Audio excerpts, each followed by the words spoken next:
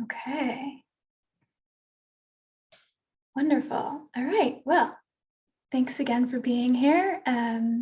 We are here for the Nature RX Arboretum Wildlife Watching, and it's good to see all of you in here.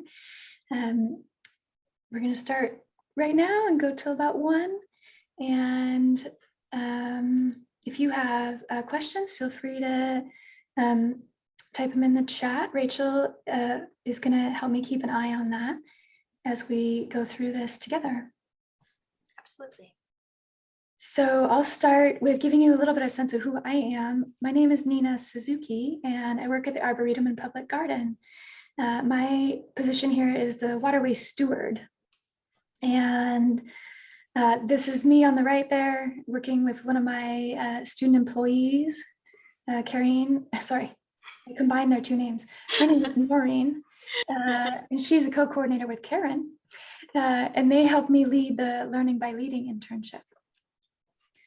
I'm a UC Davis grad. I studied landscape architecture and landscape restoration, and I've been an environmental educator for a long time.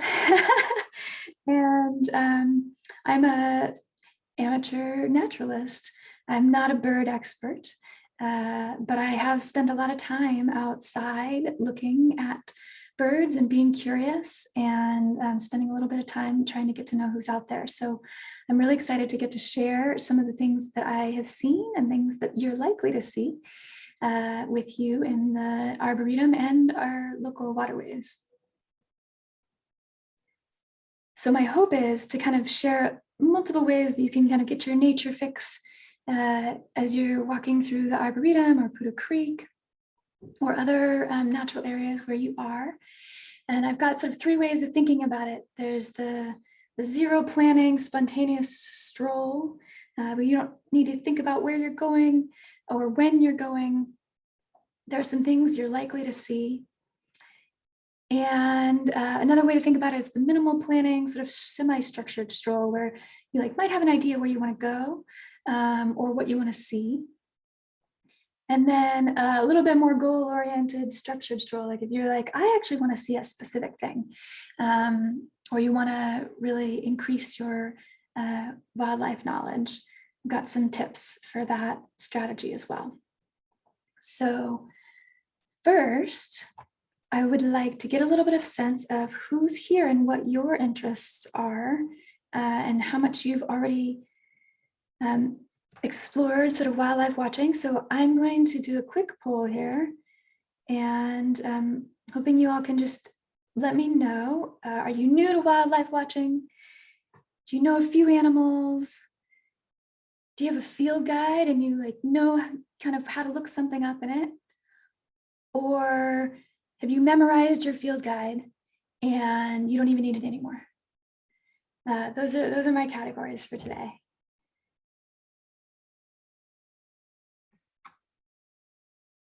And it looks like I've got my results in. If I end polling, will you all be able to see them? Is the question. End polling, share results. Okay, I love this. So we have about equal parts new, and I know a few animals, and a sprinkling of, I've got a field guide and I know how to use it, and some folks that are like, yeah, I really know how to use that field guide. I don't even need it anymore. So perfect. Thanks for giving me a little bit of sense of where we're at.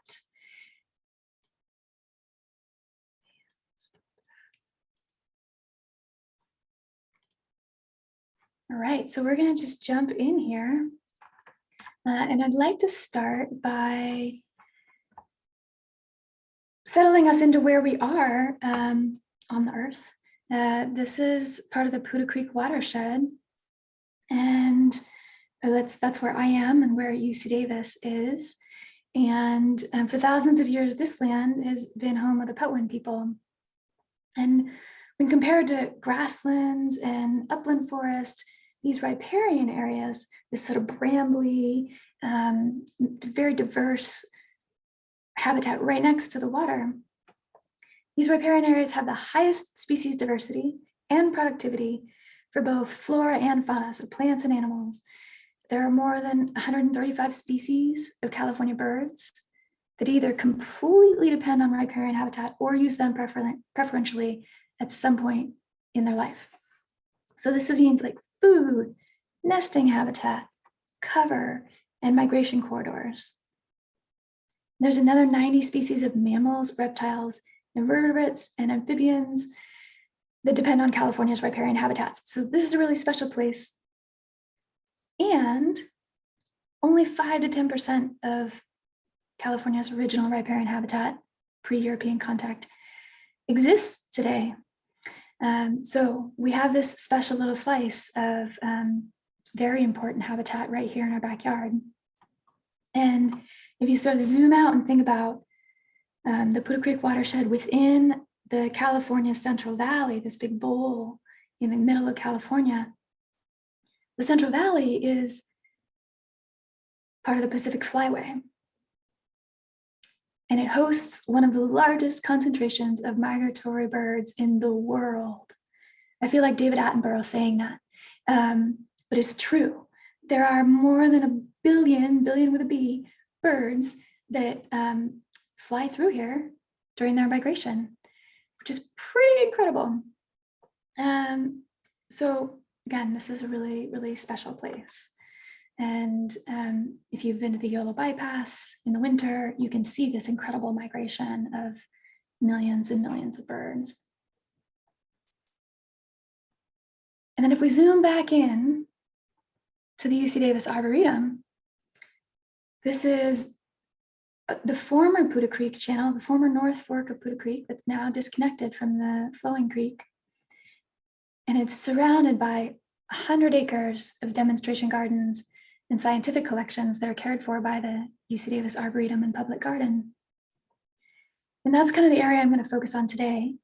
But you might likely to see a lot of these animals in other natural areas in this area. If you want to visit our map, you can get them on our website. The link is right there. And so if we're in the Arboretum, what are we likely to see? Well, turns out there's a lot of animals in there. The UC Davis Museum of Wildlife and Fish Biology did a survey for us about 2006 and found that they both documented or expected to see 190 species of birds right here in the Arboretum, 30 species of mammals, 22 different kinds of reptiles and amphibians, 7 different species of fish, and an uncounted number of invertebrates. These have yet to be well surveyed. And if you want to see the list, you can go to arboretum.ucdavis.edu/wildlife, and you can download actually like a bird checklist if you want, or see the full list of wildlife that the museum documented here. So knowing what's out there will help you find them as you walk through the Arboretum. And so that's the first step, is like kind of know what to look for. And my first tip for you all is to find a little inspiration. Today, I hope will inspire you to walk through the Arboretum and find some wildlife.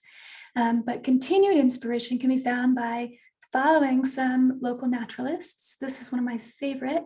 His name is James Scott, and his handle is Mosaic of Place. He's an incredible naturalist, an environmental scientist as his profession, and an incredible photographer. And in his Instagram posts, he shares these super detailed, in-depth knowledge about the wildlife that he sees. So for this one in particular, I loved, this is a white-crowned sparrow. And he shared that their range spans across North America, but only in the Greater Bay Area do these 3 subspecies converge and live year-round. And this leads to multilingualism. So these sparrows learn and use distinct song dialects from their home territory and a bordering one, which I think is amazing. And they have this incredible natural alertness mechanism that allows them to stay awake for up to 2 weeks straight during migration across several thousand miles. These birds fly all the way to Alaska. So following folks like this, you can learn new things all the time and have that kind of inspiration pop into your feed periodically. He also shared some photos with me to use in this presentation, so you'll see his work throughout. My other recommendation before you head out is to bring your local bird nerd. If you don't have a friend who can come along with you and teach you the birds you're seeing and hearing, which is really fabulous if you can, you can also just have them in your pocket with this app called Merlin. It's from the Cornell lab. It's free, download it. And it's got this amazing bird ID wizard where you just say like what size it was, what colors you saw, what it was doing. Or you can just take a picture of it. And the app will give you a list of suggestions and what it knows for your area, this time of year, and what's likely you might be seeing. And it has beautiful photos. It has calls. So if you only heard it, you could actually listen to the calls in the app and be like, oh yeah, that's the right one. And it also shows you a map of when these birds, that particular species, is where in the United States. So I love using that app. And it's super useful to have as you're walking around and help you ID things. I see a couple dots in the chat. Should I pause and answer some questions? We're Answer. mostly looking at just need to add some things to the chat real quick. Amazing, thank you. Good.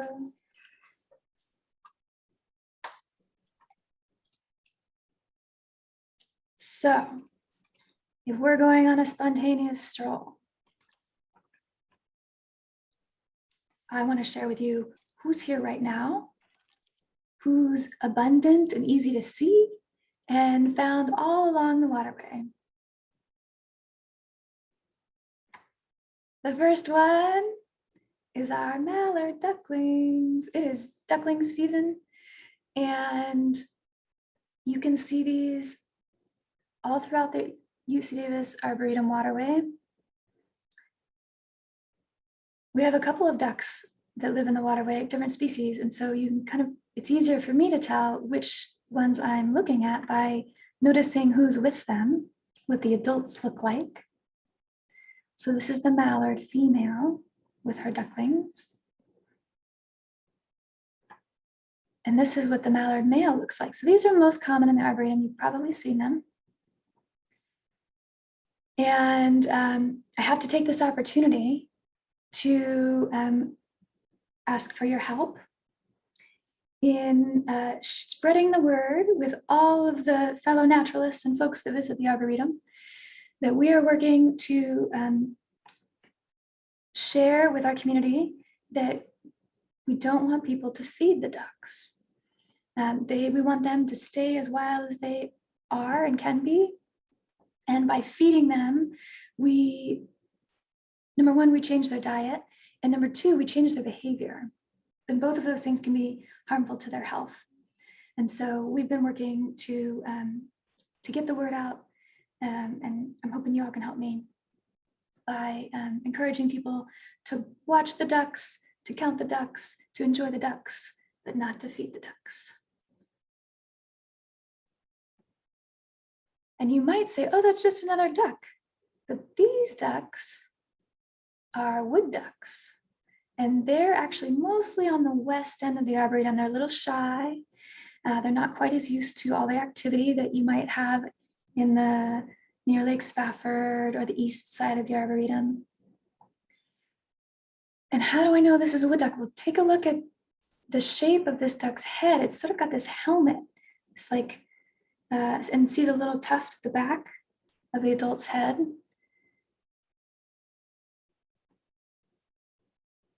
The other thing is if you can get real close, which is tough with the ducklings, I actually don't recommend it, both for primarily for their sake. They get a little scared. But this wood duck, this little dark line that goes back from their eye, doesn't continue down to their bill. But on the mallard ducks, that line goes all the way through their eye and down to their bill. And if the wood duck is with its parent, particularly the male, you'll really know, because the males are very showy, very dramatic feathers. So this one stands out quite a bit, right, from that mallard male. And we have these in the Arboretum right now. Another bird that you are likely to see, I've seen this bird twice this week in the Arboretum. It's a big bird, so it's easy to see. This is the great blue heron. This picture was taken by one of the Waterway stewardship interns, Fatima. And this is kind of its fancy breeding feathers, breeding plumage. So birds sometimes grow their breeding plumage in the spring, get a little showier. This is a great blue heron at another time of year, not quite as fancy looking. But you can see kind of these very tall, big, long legs. This is the great blue heron on one of our floating islands in the Arboretum waterway. They tend to like these islands because they're out in the middle of the waterway and they can perch and hang out on them, but they won't be disturbed by all the activity on shore. And if you're not into birds, we have turtles. And this is actually a really special turtle. This is the Western pond turtle. And it is the only freshwater turtle that's native to California. And we have them right here. They are a state species of special concern. So we want to protect them. They're a little hard they don't stand out very much. They're kind of this drab green gray color. They don't have any bright markings. When you look at them when they're young, they have these cool speckly black and yellow markings. There's some researchers who have been looking at the turtles in the Arboretum. This is a photo from their work. And you might confuse them with the other common turtle in the Arboretum, which is the red-eared slider. But what's easily distinguishable is this red mark right on their ear, hence the name red-eared slider. Right there. They also have these kind of yellow streaky stripes on their face and on their shell. And if you see them when they're young, they've got the real distinct stripes and markings on their shells. These turtles are not native to California and are most likely people's or released pets or offspring of released pets, which we also do not recommend releasing your pets into the wild. It turns out that these red-eared sliders outcompete the native Western pond turtle.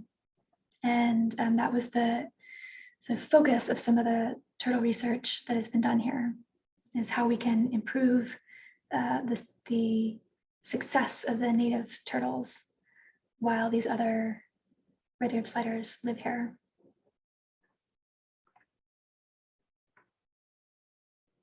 This is another one of my favorite birds you're likely to see in the Arboretum anywhere.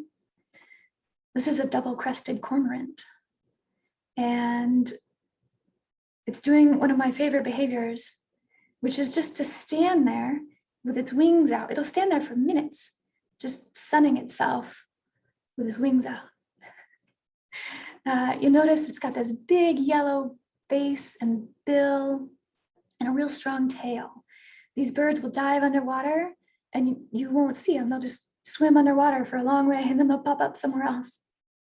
You'll also see them up in trees. Again, sunning himself at the top there. But you might also see him catching fish. And the best part is if you watch it catch a fish and then it just swallows the whole thing. And you can watch the fish travel down through its throat. All right, here's the pop quiz. This is what it looks like from the shore. And you'd be like, wow, what is that out there? Any guesses? If you're looking at it from the shore, not even guesses, informed guesses. Help me out, throw them in the chat. What do we see here in the area that I'm highlighting? Any guesses?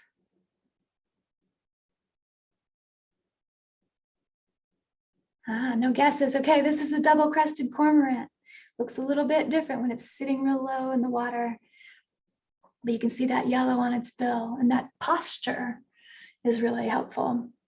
How about this one here?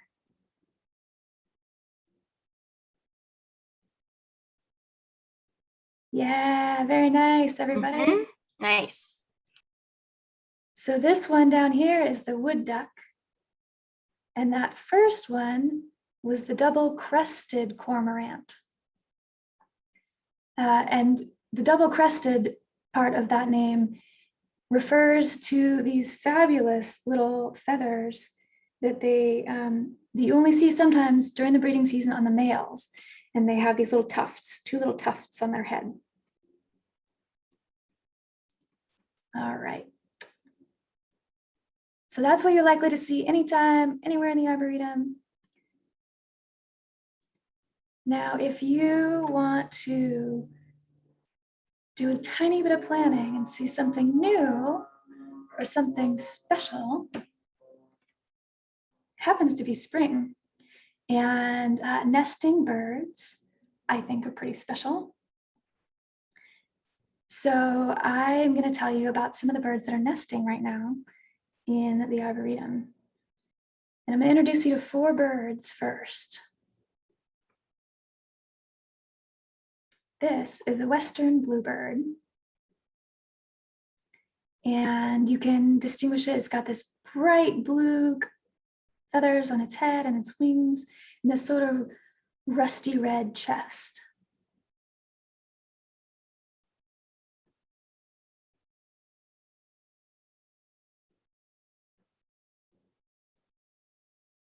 And there's another bird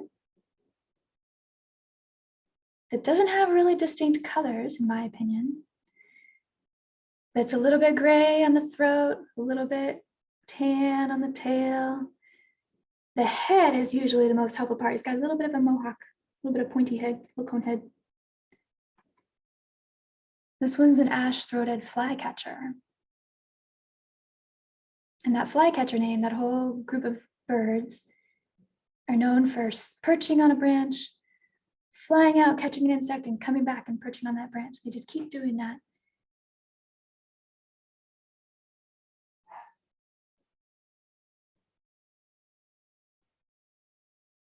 And here's another bird you're likely to see. This is a tree swallow. Super distinct iridescent blue feathers on top and a really clean white throat and belly. The other distinct thing about this tree swallow is they have that forked tail. So if you see them just flying around, they've got real sharp wings and 2 points on their tail.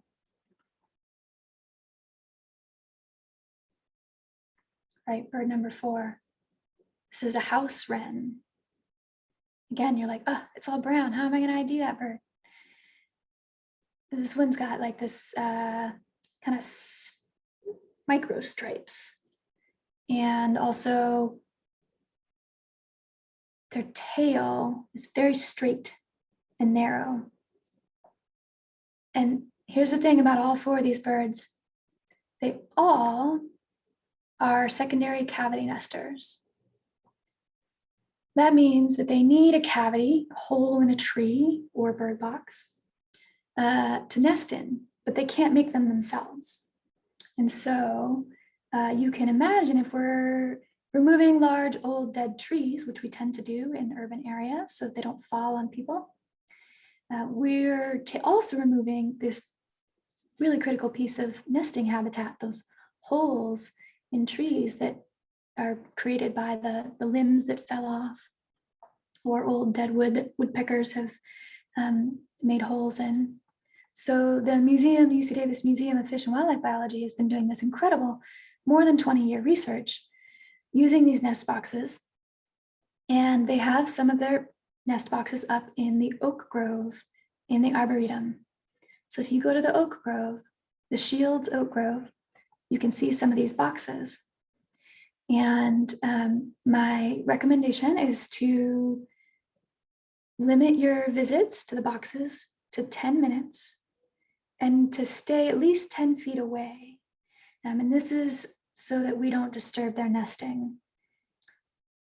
But check this box out. I'm going to show you a little story. I just went over there the other day and I was like, let me see what birds I can find. And I was looking at this box and this bird hops over there. This is that house wren. See this sort of semi-stripy tail? Checking out the bottom of the box. And checks out the door of the box. Hops up onto the roof.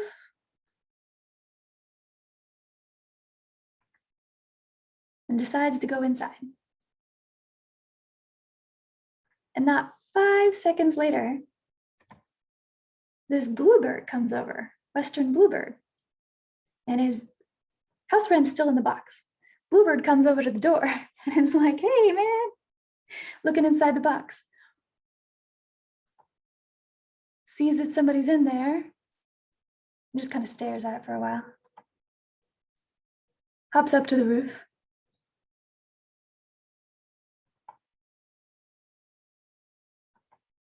Decides to go harass the inside of the box again. And then just kind of sits over here on this branch and waits for the house wren to leave. So these boxes, these nesting sites are in high demand. And you can kind of see the birds interacting around and outside of them. Now, as I was standing there watching all this commotion, I looked down to my right, and there's this lovely little dapper bird sitting down on, not sitting, standing on the ground, on the path right next to this oak tree. And take a look at the shape and the distinct markings. It's got this white head with this little black stripe down the middle. This is a white-breasted nuthatch.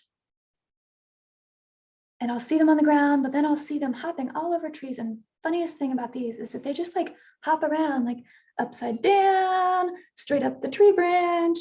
They're very acrobatic. And right after seeing this white-breasted nuthatch, standing in the same spot, this is all within 10 minutes, there's this other sweet little bird called the black phoebe. It's posting up on this, it's posting on this post, posing on a post. And it wanted to give me all its good sides. And what you might notice about this, if you're trying to learn how to ID birds, is you're kind of looking at their overall shape. And one thing to notice is like how long their neck is. So this one, this Phoebe doesn't really have a neck. And he's got a little bit of a pointy head and a really straight little bill. So that's kind of whole shape of the bill. Those are kind of good things to look for in addition to colors. And the Phoebes definitely like to perch there so you can get a really good look at them.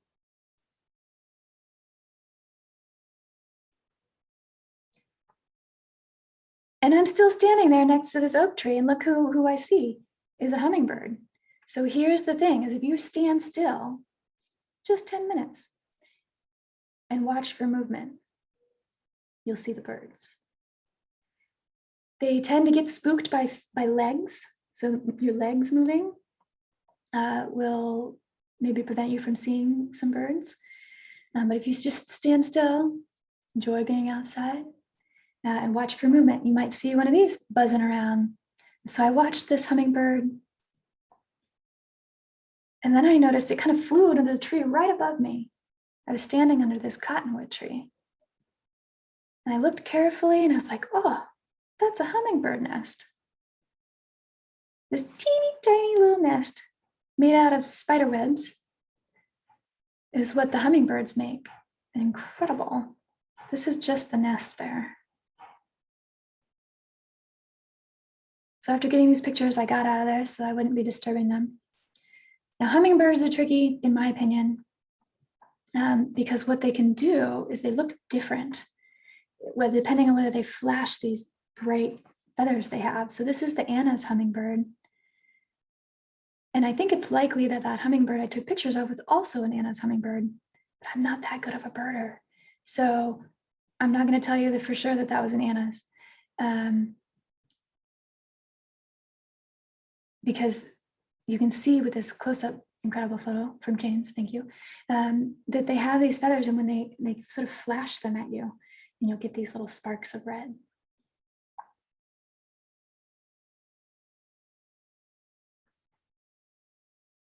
Now, if you want a little challenge, you can look for a particular species. You're like, I want to see new something.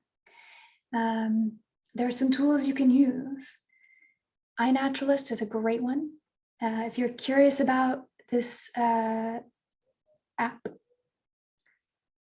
you can watch Rachel's talk from last week from the Healthy UC Davis Nature RX series, which will kind of give you the intro to how that works. But it's just this incredible resource. Again, it'll help you ID things. It's also a community science program. So when you share what you see, it contributes to a data set that is used by scientists all over the place. Similarly, eBird does the same thing, but it's just for birds. And something that's just for the Arboretum is a tour that one of my students created, one of the Waterway Stewardship Learning by Leading interns, where she took the data from iNaturalist and looked specifically what you're likely to see in the Arboretum. So she created this virtual tour that I'll share the link with you, that I'll share with you. I'm just gonna share with you all, it's still in draft form. But since you're here today, this is her tour.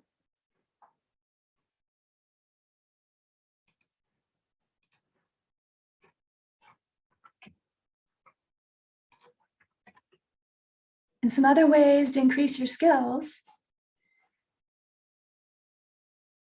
are the Cornell lab. So they created that Merlin app. They have a website called All About Birds. And it's a great resource if you want to look up more information about a specific bird.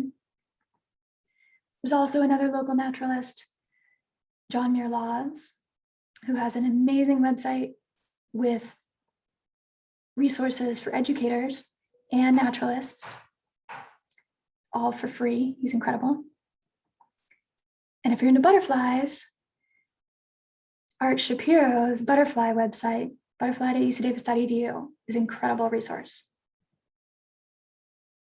So this is like where you can dig a little deeper. I'm going to give you a little preview of those things. This is a screenshot from that virtual tour.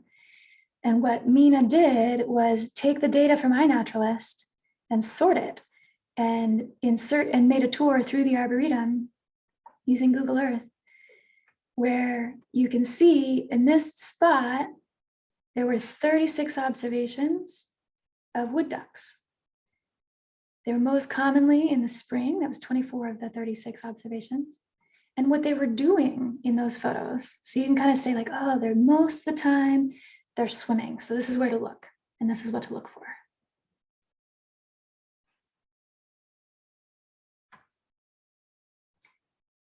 This is that All About Birds website. And so in addition to the Merlin app, which is mostly just ID, this one's got the whole life history details.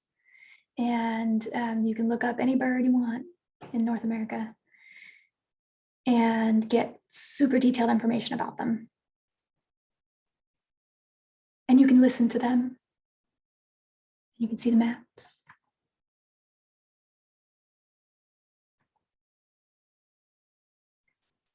And this is John Muirlaw's website. He's got this blog, and if I could show you the blog page, it's got like, you could scroll forever with all his tutorials that he puts out there for free. Art, sketching, watercolors, photography. He's got it all, and he's shared it with everybody. He's amazing. My favorite thing, if you're new to wildlife watching, is to watch this short video that he made on using binoculars. Most people are like, yeah, I know how to use binoculars. You look through them, but he's got some great tips, and it'll really help your birding game. So with those resources, I'm going to leave you with a few of the harder to see birds that I know they're out there. And if you have some tips on how to see them, you can see them too. This bird is an oak titmouse. And it's, you know, when I was new to birding, I was like, can't do the gray birds, the little gray birds. They're hard to ID. And these oak titmouse, they are like, they're fidgety, they're moving all around all the time, but they have this cool little crest, this little mohawk that helps me ID them.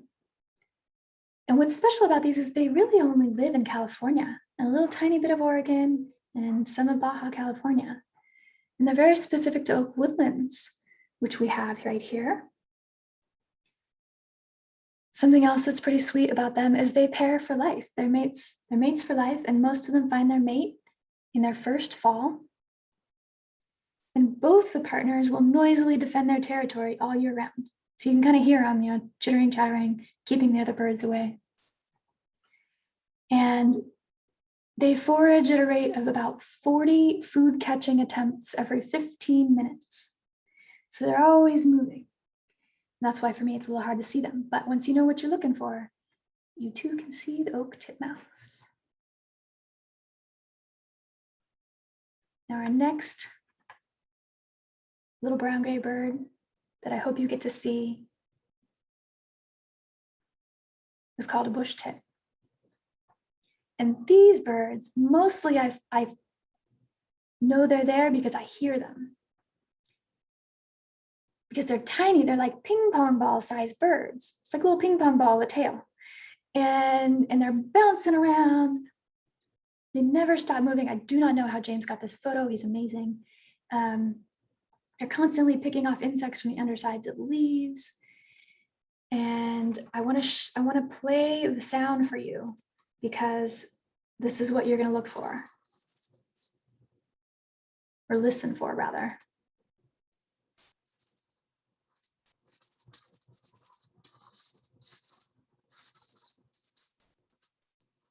It's just this cacophony of little squeaks. And if you look around, you'll see all the little gray ping pong balls bouncing around. The other cool thing about these bush tits is that they make these pendulous nests. They hang from the branch. Looks like a dirty sock. And most breeding birds, only one adult sleeps on the nest. But for bush tits, all their family members sleep on the nest together in this little hanging sock from a tree. The other really cool thing about bush tits is that a breeding pair often has like helpers at the nest that aid in raising their nestlings. This is a pretty rare behavior, and what makes it even more rare is that the helpers are usually adult males, other adult males.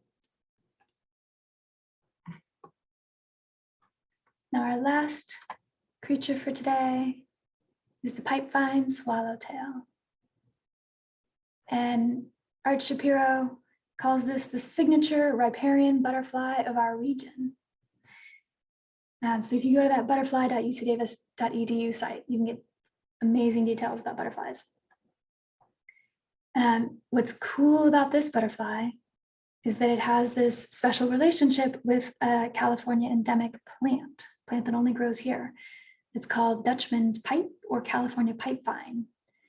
And it actually gets its protection from eating that plant. It takes in the toxic acids produced by that host plant. And it can even pass those on to its eggs, which are like these little brick red eggs that they lay in bunches of like 20. And the larvae feed on the young shoots of that pipeline. And as they get bigger, they eat the leaves. But something that's pretty neat is that the plant reacts to being chewed on and produces more of that toxin. And so the larvae only really feed on a little bit of the leaf, and then they move on to another leaf because it starts getting unpalatable. And so eventually all the leaves end up with like a little bit of damage, but very few of them are badly damaged. It's this really interesting sort of relationship. So that's my introduction to the wildlife that you're likely to see in the UC Davis Arboretum and our local waterways. I hope that you can get outside and enjoy this place and help us be good stewards and naturalists and share the word with other folks.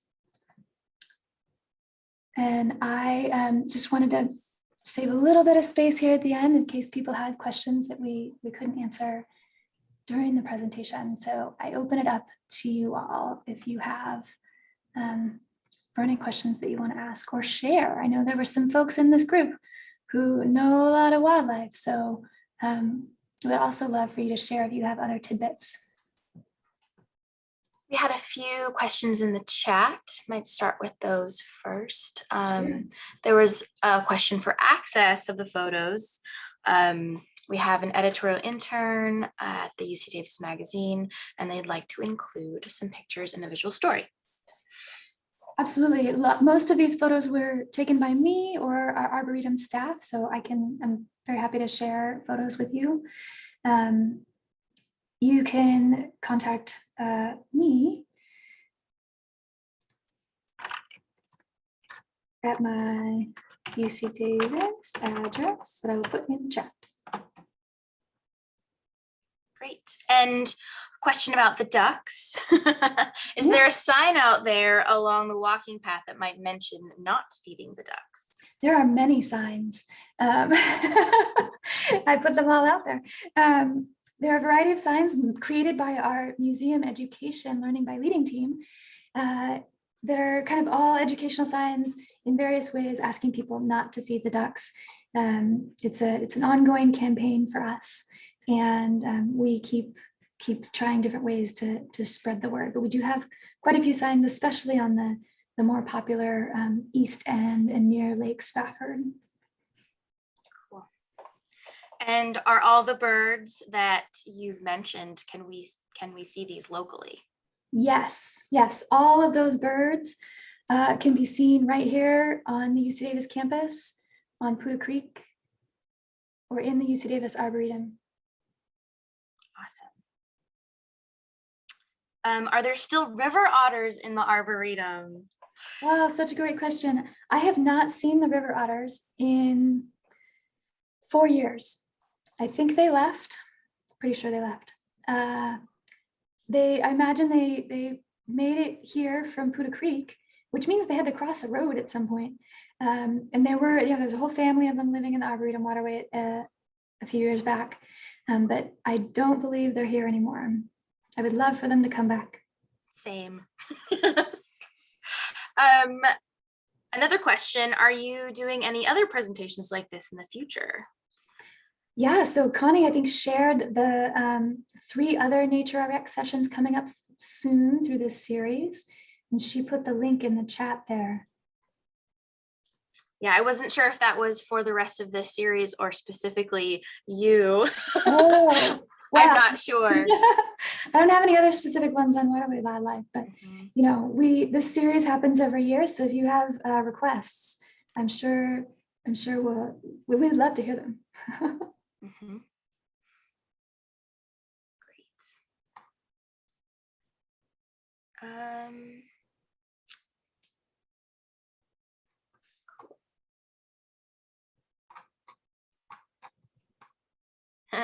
Thanks, Lily.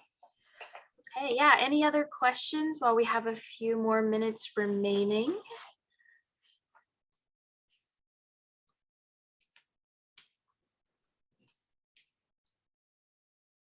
I should also say that I had this idea from my expert ornithologist friends that I needed to go out early in the morning to see birds. And for almost all the birds that I shared with you today, not necessarily the case. I saw those birds mid-morning, mid-afternoon. Feel free to go for a walk anytime you want. And I assure you, you will see at least one of those birds. It is definitely a treasure that we have here on campus. Thank you, Amy, and Lorelai and Noriko, and all the folks who were sharing with us in the chat and for being here. We feel very fortunate to be able to work in this place and to be stewards of this place, and fortunate to be able to share it with you.